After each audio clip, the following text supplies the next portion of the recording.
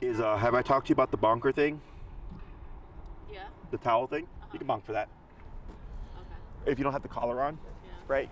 And I would do firmer corrections because you don't want her to like open it up and it get infected or something, right? There's a potential bigger risk there. So the moment you see her even sniffing at it, correct her, okay? Can we train her out of licking it? Is that possible? Well, if it's irritating her, I mean, those are in there forever. yeah, I know. Can you teach her to stop at? Yes, but it's going to be very consistent. Can we teach her to ignore the discomfort or whatever it is that's causing her to do it? No, right? So we're really just addressing the symptom, which there's not much you can do about that. Unless I pay to get the pins out. Or yeah, or on maybe some kind of foot wrap, as long as it doesn't do anything. Yeah, She'll choose those off. Well, I mean, you would correct her for that, and then she would just learn how to deal with it. And then you have an extra kind of barrier over her foot. But yeah, if she's got the collar on, you could just remote her. I worry about like I'm probably getting ready to board her again with you guys, and I just worry if she were to like chew it at night. We need to put the cone on her when she's boarding.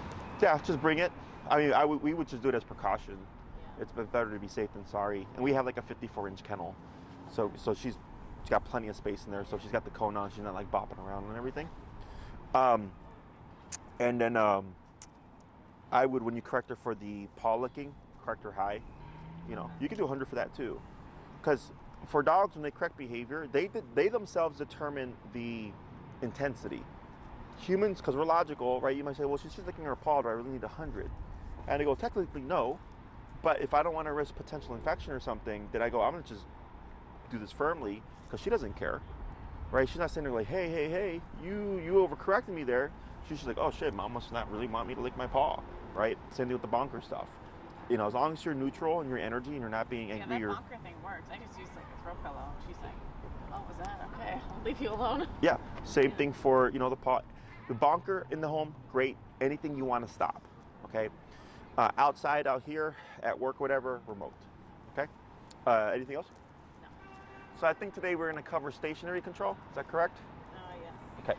So does she have a concept of place command? Well, I mean, I know she did at our place, but with you, have you done anything like this with her?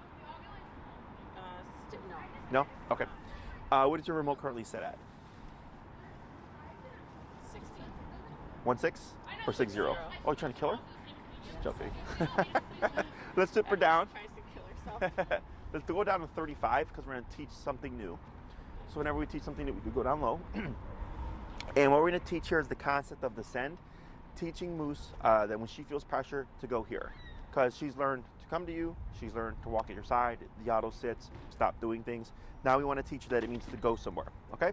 So go ahead and bring Moose over here, once I straighten this out, okay? And we're not going to say any words right now, okay? And here, what you're going to do is we're not going to use the word of place. We're simply going to use the remoting and the tapping, and then leash pressure guidance to guide her to the bed, okay? You're going to start about a foot or two away like this. You're going to shorten your leash. If we see Moose go there prematurely, I'm going to have you use your leash to restrain her. Wait a moment. Let her relax. Then you're going to start tapping.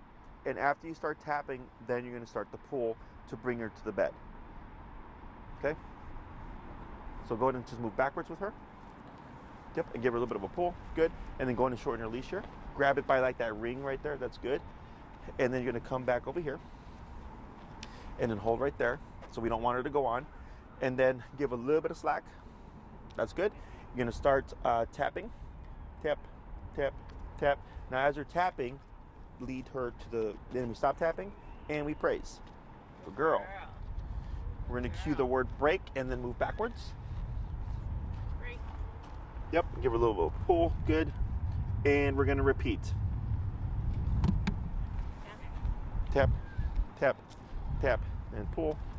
Good. Praise. Girl. Break. Break. Good. 3 more.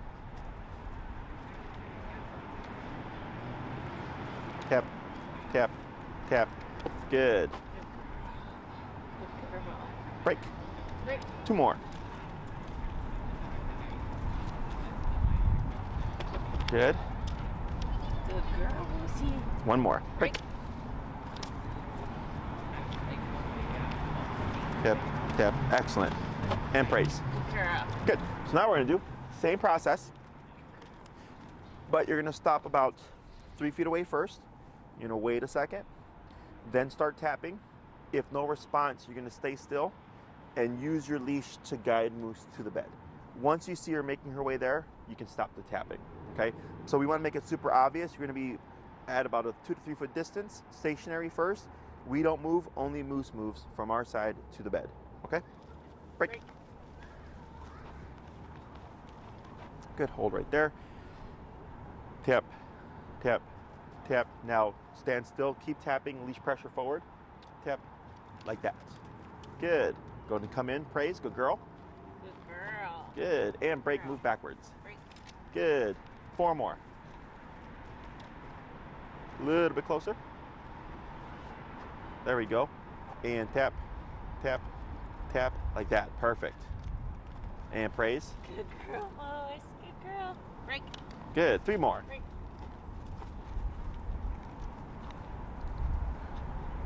Tap, tap, tap, tap, pull, tap, tap. Good girl. And praise. Girl. Good girl. 2 more. Break. Break.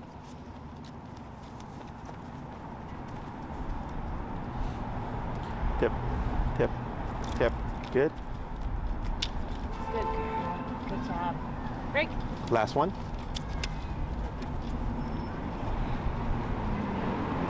Tip. There we go. Good girl. And praise. Girl. All right. So now we're at what number now? 35 still? Yeah. Let's go to 45.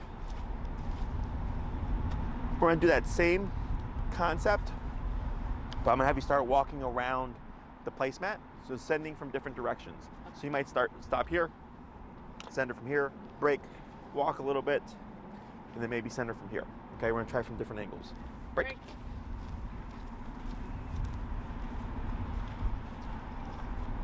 Right, good. Tap, tap, good. Hold right there. Add a girl moose. Good Praise, girl, praise, praise.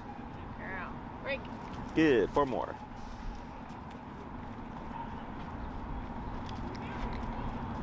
Good. So here, did you start tapping or did she go by herself? I tap. Okay. So before you start, come to a stationary position first. So it's super obvious that she's going from stationary to movement and not moving that kind of like with the momentum. Okay? Break.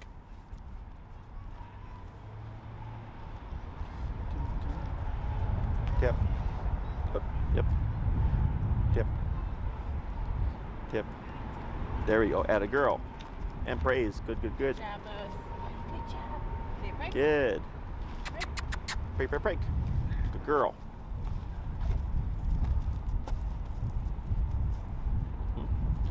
Tip. There we go. Good girl. Good girl. Praise, praise, praise. Good girl. Good. Break. We'll try 2 more.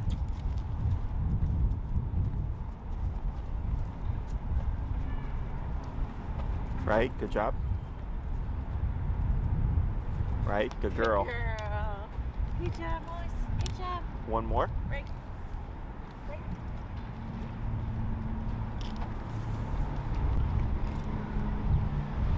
There we go. Good girl. Very good. We're gonna pause right there. So are you familiar with this command? No.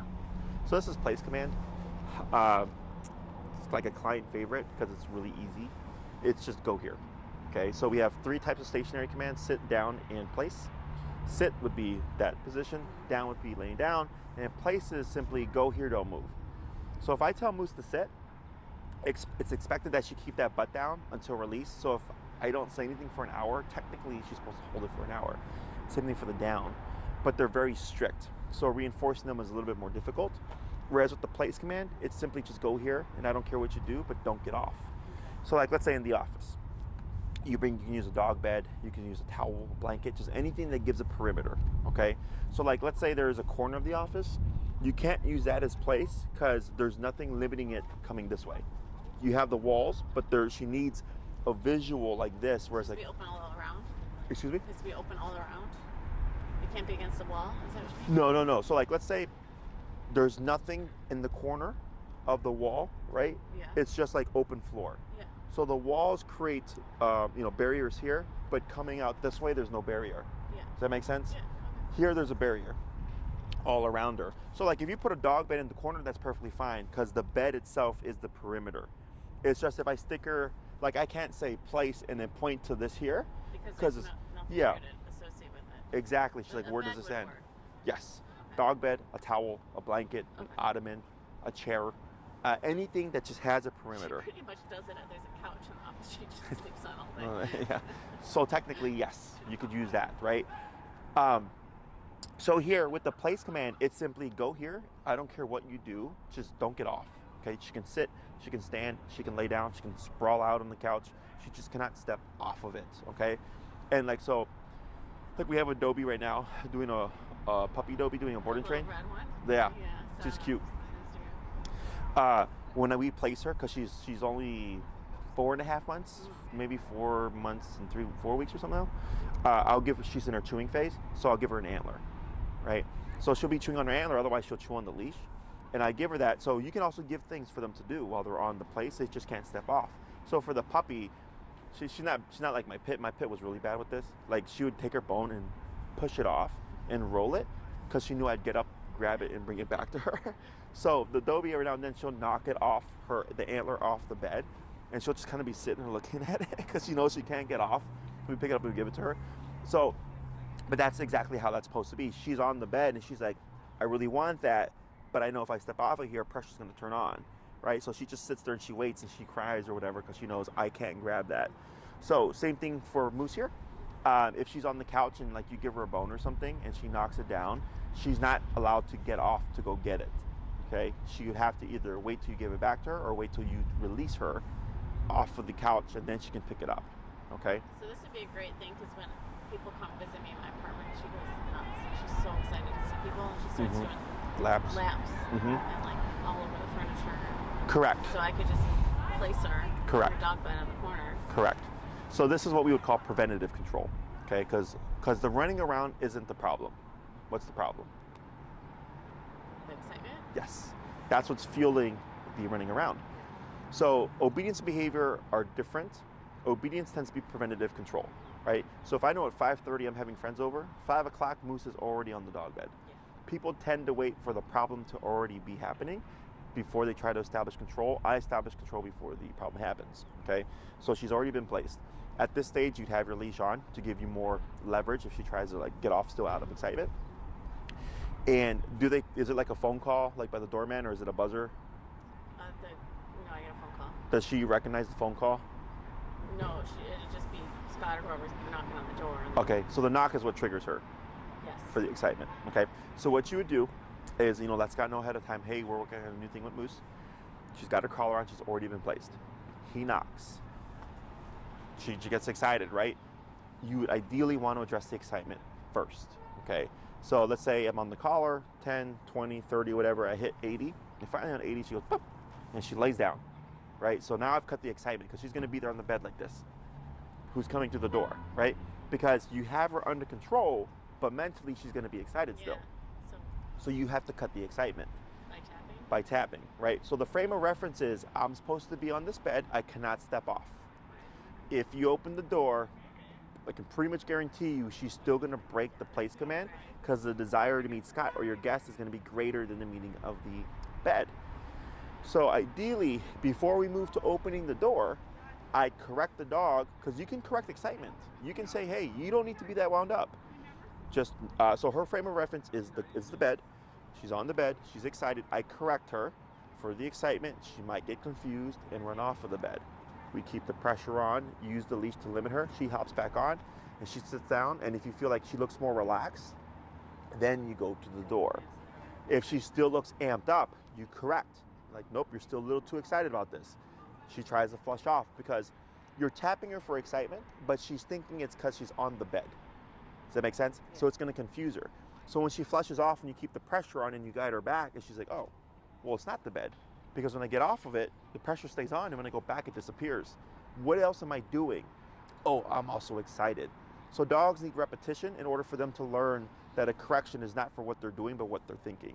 Okay? So then typically by the third time, when you correct them, if she's in a stimulated state, you'll see her just like naturally relax. Because now you're saying, that's too much, chill out. Then I go to the door. I open it. Now that she's relaxed, we shouldn't see her break off a place because you did all the precursor work. Yeah. But if Scott comes in, he's like, Lucy, and he does this, it's going to trigger her excitement again, right? So then you have to correct, and you might have to go higher power or whatever to Or do I tell people counter. not to do that? Ideally, yes, right? In the beginning, to make That's exactly what he does. in the beginning, to make your life and her life easier, just say, hey, we're training right now. Just ignore her, okay? So you get the foundation of what it's supposed to look like down. Because once you see what it's supposed to look like, then it's easier. So then let's say you go, okay, I want to challenge Moose. And I want people to come in excited, and she still has to maintain the position, right? So once you get the foundation down, people are ignoring her, and she knows how to settle. Then you go to, Scott comes over, hey, Moosey, right? And she gets excited, and you correct her, and what you're teaching her is like, hey, even though he greeted you excitedly, you still have to be relaxed, or as relaxed as you can be, okay? And I actually posted kind of something like this on my Instagram with the pit bull, where she was, we were talking about correcting jumping, and I said, you know, jumping isn't the problem, it's the excitement, and I did prevention and intervention. Intervention is, hey, talk, right? And coaxing her through my energy to get her to jump. She was corrected for jumping, and then we continued with the affection. So I didn't care what the dog did, I just didn't want jumping. Prevention was, your dog is now in a sit position, and if I greet them even excitedly, they're supposed to maintain that position, okay? So it's pretty much the same thing, except you're doing it with a place command, a more kind of lenient command. Because it's, I don't care what you do, sit, stand, or lay down, just don't step off of there. How is she knowing right now to stay here? Pressure. Because she's just learned when you feel discomfort and you go here, discomfort disappears. Okay? So that's why the concept of pressure, dogs learn so quickly, because one, it's how they communicate. But also, no one wants to knowingly put themselves into an uncomfortable position, right? So she's thinking, oh crap, well if I step off of here, I'm assuming pressure's gonna kick back on again. So as long as I stay here, pressure's gonna stay off, okay? And what you might see is if you keep practicing this too much, you'll tell her to break and she won't want to come off, because she's going to assume you're going to send me back and pressure's going to come back again, okay? So here, when we teach the place command, stay is implied. We don't say stay. So you just stay in place. Correct. Which we haven't done yet. Correct. So, and we're going to layer that in before the end of class. What we were teaching Moose here is the concept of leaving your hip to get to the placemat, okay? So here, to make it super obvious, I had you start at a distance and tap, and on like the last 3 out of 5, I think, you saw her shoot from your left leg to the bed, right? So that's her showing us, hey, when I feel this, I now know, or now get the concept of it means go here. So dogs interpret the e-collar differently according to how life looks within that moment. So if Moose sees her dog bed and you've done place with her dog bed and you tap her, even without words, her assumption is most likely, go to the dog bed, okay? Because I see that in this context. If you're walking with her, even if you don't say any words, and she's pulling over here, and I tap her, she's gonna look and go, oh, mom must want me to come back into heel, right? So because the way life looks within that moment is telling her how to interpret the pressure, okay? So words obviously just make it easier, but the dogs don't necessarily need them. They just need to see what the picture is. And as long as it's clear to them, they'll know what to do. Okay, same thing for recall. Moving like this tells Moose, get over here when she feels that tap. I practiced the recall a few times, and she got to play with another dog over here, who's just one other nice big dog. But the leash quickly gets tangled, and I'm worried like the other dog was going to get hurt. But she was great. Like when I said come, she came right over and sat down. How do I know when she's ready to like loose the long leash and go play? One, first thing is always, how does the owner feel about it? Okay, because I've had dogs that like, I feel like she would come back to me now if I let her run with all those dogs and I tapped her. Okay. I said come tap. Okay. That could be wrong.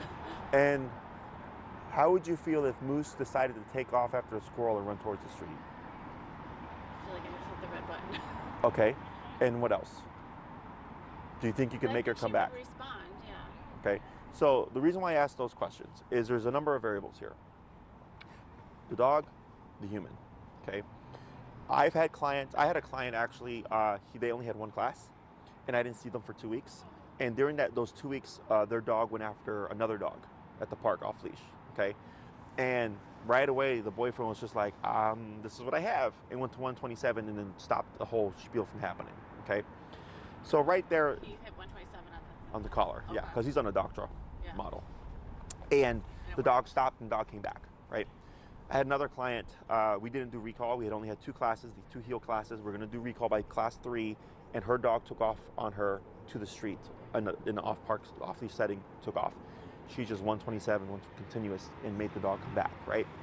And the reason why I point that out is because, one, even if the dog has not been trained, okay, you have the capacity to make your dog return.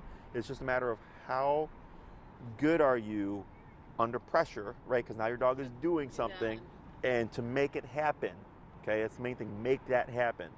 So are they tap, tap, tap, tap at 127, or? Depends. Every situation is different. I might be like tapping and turning up, and if I don't get a response, and I hit continuous, and it can work out a number of different ways, okay?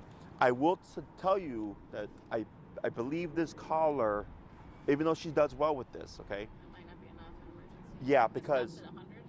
That's at 100. Now, 27 doesn't mean 27 more levels. I mean, it does, but it means not in terms of power. It's the output is different, okay? So like I had a lady, she's on that same model collar, and I told her, I don't like this collar for your dog. And she wanted to stick with it because she had already bought it. And I said, all right. Her dog took off on her after a rabbit, 100 continuous, didn't do a thing. And I told her, I was like, that's why I said go for a higher powered collar. Is that because what you think for moose too? Yeah. Because, so like, think of it this way. You're on 60 when you just showed up right now. Yeah. Okay? Just for walking. And you got to think of it as, okay, that's just walking. What about when it's an emergency situation? That's where output becomes important, because then you override the situation, or you can override the situation. What's the one called that I should buy? The one I'd recommend for her is the Black Edition, the Dogtra Black Edition, DOG. Is it the same brand? No, it's a different brand. It's called Dogtra Black Edition? Mm-hmm. It's their best collar. It's the collar. Is it the same, like, will it look the same so I know how to use it? No, it's actually, in my opinion, more user friendly. Okay. So it would be like you'd have your Nick or continuous here, and this is like the off button, and then the front button is the pager function, which is the vibrate. It's a dial like that one that's just on top, LED screen. Same type of collar. Everything looks the same in terms of that. Okay. It's just actually, it's not a box. It's curved. It's like it's actually what the Dobie has. It's what Azula has, the brown Dobie. She's got a Dogtra Black Edition, because I told the owner, like, if she's gonna get X amount of weight, you're gonna need that collar, so she'll grow into it. But that one would be, in my opinion, if there was an emergency, I would be less concerned of, are you gonna be able to have the power to bring her back? Okay, because if she takes off, because you have to account she's running, she's chasing after something or fleeing from something, right? There's some kind of stressor or stimuli, her body size, and just her natural resilience to physicality, like dogs bite each other, so they're already physically tough as is. So those are all things that I'm thinking about whenever I select a collar for a dog. If you did more conditioning and did a lot more long leash training, I would say for like a couple of months, I would say, sure, you could get away with that. There's still that maybe in an emergency situation. But you've done so much conditioning and practice that I would be less worried about you or her as in that kind of situation, because you've done it so much. If it's like, well, we've done it, but we want to kind of get there faster, then I'm like, well, you want more power. And at what point, because I'm still, when she's on a long leash, I say moose come, but it's with a tap. Mm-hmm. Do we ever stop with the tap? Like if she's out playing with all those dogs and I want her to turn, do I start with just saying moose come, see if she comes? Or is it always the tap? The tap always happens until I see the dog screw up enough. Meaning I tap her and she tries to run away. And then I can proof it, step on the leash, keep raising the pressure, make her fuck up until she's like, shit, this isn't working, and she starts to run back. So one thing that I do with my clients, and I'll tell them, once you've conditioned and trained, 6 months from now, when you're feeling really good about moose, you pop her out here on a long leash, tell her break, let her be a dog, and you max out your collar, okay? And then randomly, with no words, no instruction, while she's doing something, I just hit 127 3 times, pop, pop, pop, real quick, to see what is the dog gonna do, right? So intentionally putting them under the highest pressure there is. We can even continuous it as well. The dog's gonna flip out, shriek, jump up, hit the ground, and then what? Are they going to run? Or are they going to run to me? That's what you want to see. Yes. What happens. I want to see if they run to me, because this is what I call proofing. Because in emergency situations, you're going to be up there, right? So if we've never exposed the dog to high pressure, we've never done high pressure, plus it's a stressful situation, there's too many things going on, right? But if I go out one day, I've done all my training, I've done all my work, I've done all my foundation, the dog's out, 127, and either continuous or 3 rapid fire taps, the dog jumps up and starts to run away, I'm not worried, leash is right here. Step on the leash, keep them under 127, keep that pressure on. They're jipping and yelping and shrieking and all over, and all of a sudden, you see them book it towards you, and then I run back, yes, and bring the dog to me, good, good, good, good, good, and then we're done. Now I've exposed the dog to high pressure. It showed me, oh, I'm gonna run from this. So I have to do that at some point? My recommendation is you don't have to, but I suggest that people do. Like 6 months down the road? Once you feel like you're there, it's all about how you feel, okay? Everybody progresses differently. There is no rules to this. That's why I say when you ask like, oh, well, how do you feel about me? I'm like, well, it depends on how you feel, right? But logically speaking, I know that collar and I know the limitations of it and the size of your dog is I would say you'd be much more likely to get her back. Yeah, and I'm uncomfortable with that long leash because it like starts wrapping around other dogs' bodies, and I don't want to be responsible for breaking another dog's leg. Sure, and I understand that, you know. You can do your long leash stuff, and then when you do socialization, you can remove it. And my main concern is, let's say you call her one day and you tap her. It's not that she runs away, it's that she doesn't respond, right? So now she's just learned, oh shit, mom called me and she tapped me, but I didn't have to go to her. Because the leash isn't on. Exactly, right? Because we're trying to condition her. Every time we call you, you're gonna return. So like in that video with the Azula, when she's under high distraction, right? We still have her on the long line. And I told my brother, back, tap, tap, and then she just turned away and then immediately released, right? We've been doing that with her. Until it's Azula come, and she just turns away and leaves the distraction for the handler, right? And once I see that consistent enough, then I go, cool, I feel pretty good about not needing the leash anymore. So what kind of training are they doing? That dog is staying with you, being trained? She's a board and train. But she's got really good, we have 4 board and trains right now and 3 or 4 daycare and trains. But she's got really good drive. Like, and she takes the pressure really well. That's why she's progressing so quickly. So if I end up boarding her when I go on vacation, can I do the board and train? Yeah. And you get follow up. It would just reinforce everything we're working on. Yeah, we teach more stuff. And if you did like since she's already going to be doing a program, you can do the board and train tune-up, which is we reinforce everything, we go over everything, we press things more, but you also get follow-up with it. Because you don't want to do a board and train and not get some kind of follow-up with it. Because people ask us like, oh, can we pay for like a little training session, you know, that you do at the facility? And I go, no, because you need follow-up. Yeah. If we've already trained your dog, yes, because it doesn't matter, you already know what we do. But if you've not, you need follow-up. Okay, so a tune-up, it's a lower rate for the board and train because you've already done training, but you also still get some kind of follow-up with it. Okay, so let's go and grab Miss Moose here. And good, right? So you see how she got up there, that's fine. She didn't assume that you're gonna release her, which is good. Go ahead and say the word break. Break. And move backwards. And what we're gonna do is we're gonna start adding in that word of place. So same concept, you're gonna walk around, come to a stop at some point. You're gonna cue the word place first, and then start tapping just like you were, and then leash pull if needed. Now, if you say place, and she just goes there, because she knows, and she just goes there, we don't tap, okay? We're teaching her, yes, if you move quick enough, you can beat the pressure. Okay, break. Break. Good girl. And hold right there, yep. Place. Tap, like that. Good, and praise. Girl. Break. Oh, squirrel. That's what she's looking at. Yeah, so here, just pull her back. Yep. Place. Now pause right here, okay? You see how she's staring, okay? What number are you at right now? 54. Give her a tap.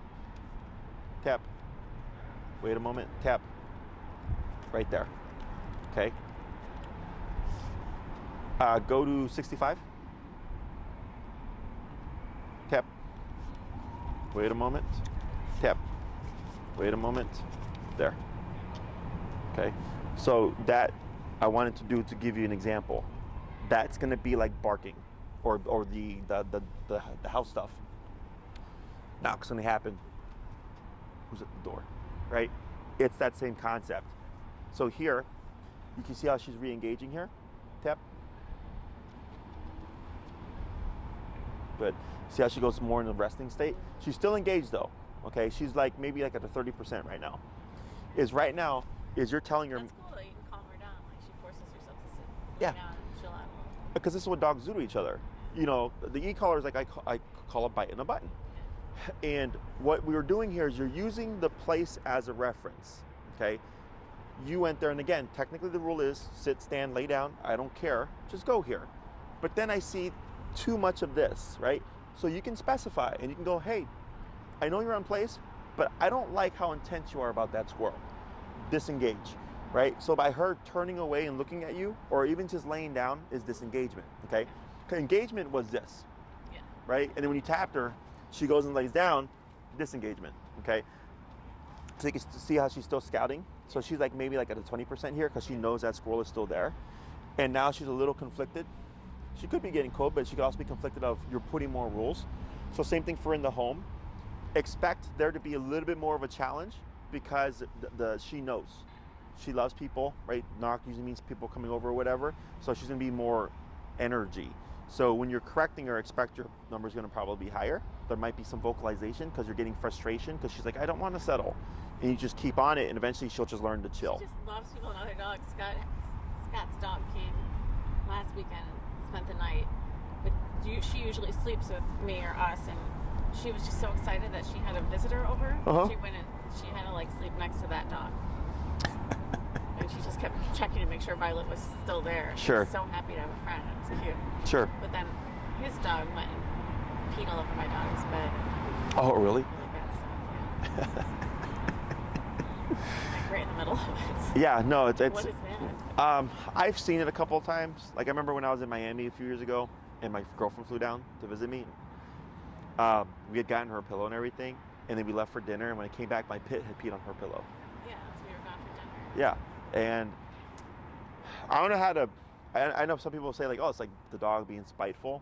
You know, definitely my pit was marking or letting her know, you know, like there's a female already here, essentially claiming me. She also, at that same time, had chewed up. She never chews up stuff. And then, so she peed on the pillow one night, and then the next day we had left, and when we came back, she chewed up a pair of really expensive Italian leather shoes. And then, but that was it. The only thing that changed was my girlfriend had came to stay for, you know, a few days, and then she started to exhibit these like frustration behaviors. So, like correcting it, like there's no, it's just keep the door closed or whatever, or kennel the dog to prevent it from happening. Why it happens, I honestly couldn't tell you. Yeah, some people say spite. In my opinion, dogs don't have spite, but I've seen some pretty spiteful things in my career. So here, just to give you an example of how to not just accept her going there, but also if it looks like there's too much going on in that brain, you can settle it down by keeping the pressure on. Right now, you want to keep that leash because she might get confused of, oh, I'm going to try to hop off because I don't know what's happening, until she gets a good reference of like, oh, tap just means thumb down more. Okay, break.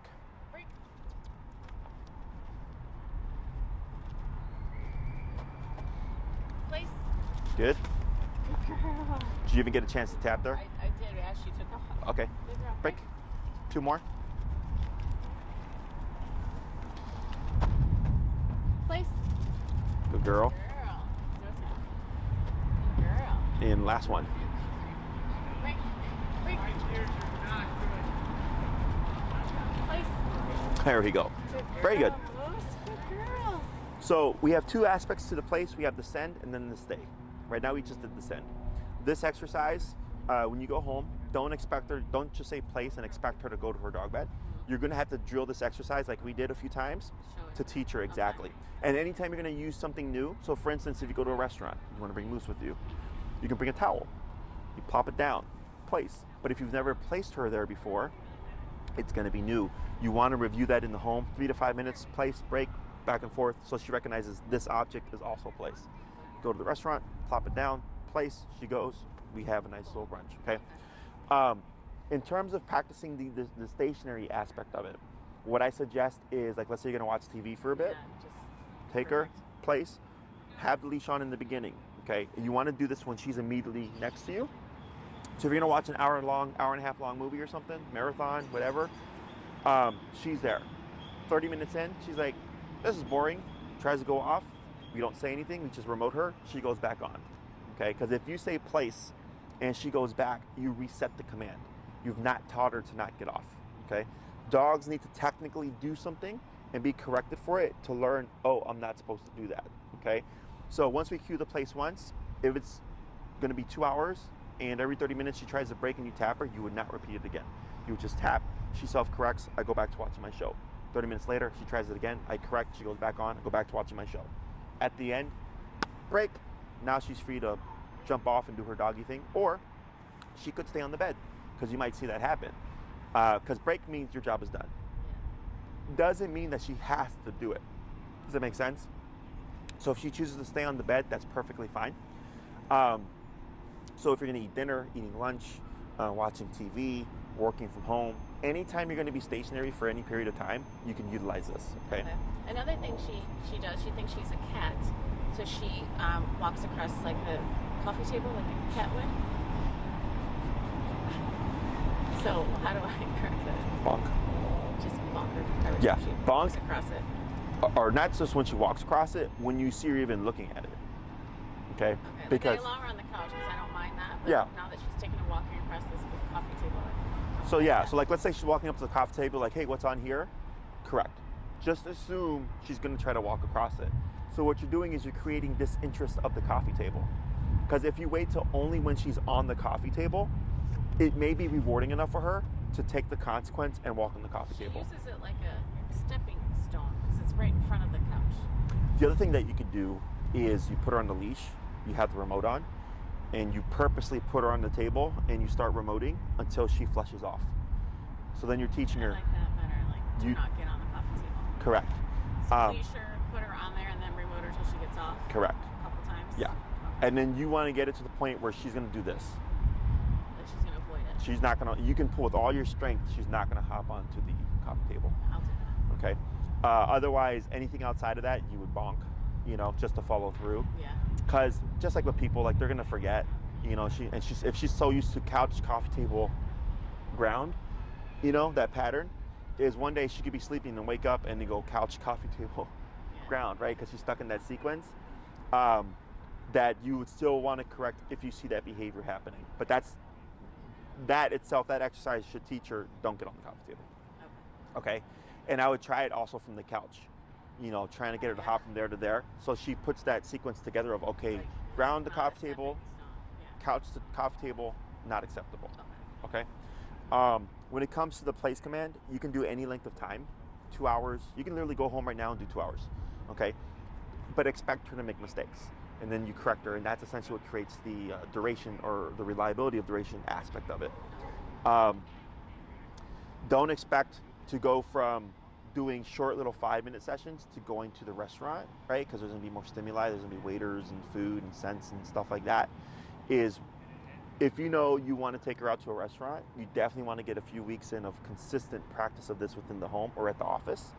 So she learns like, okay, like if I get sent here, I'm going to be here for a little while. Makes going to the restaurant easier because she's already done it technically. She's just now got more things going on. Okay. And like if she ever just came for standard boarding and stuff, now that she knows place, we reinforce it anyways. Like that's not something that's like extra for us. It's simple. So it's something that we push as well. And we push dogs as long as 2 hours in terms of stationary control. And she'll have dogs walking by and training and everything like that. So there's distractions so that it helps kind of whatever it is that you're doing at home. Okay? Other questions? No. So your homework for the week, continue practicing your recall. And then if you want the make and model of the collar I recommend, you can email me or it's the Dogtra Black Edition. But you can email me if you forget that, if you decide to upgrade her. And then stationary work, the sending exercise that we did, 2 times a day, 3 to 5 minutes, right? Once you feel like she's mastered it and you can say place and she just goes, then you just practice application, okay? Go here and don't move for the next hour and a half while I watch TV or work on my computer or whatever, okay? So I'll keep practicing the place and the recall. Correct. Anything else? No. Okay, good. Is this my last session? No, I think you have one more. Oh, I do. Okay. Yeah. Break.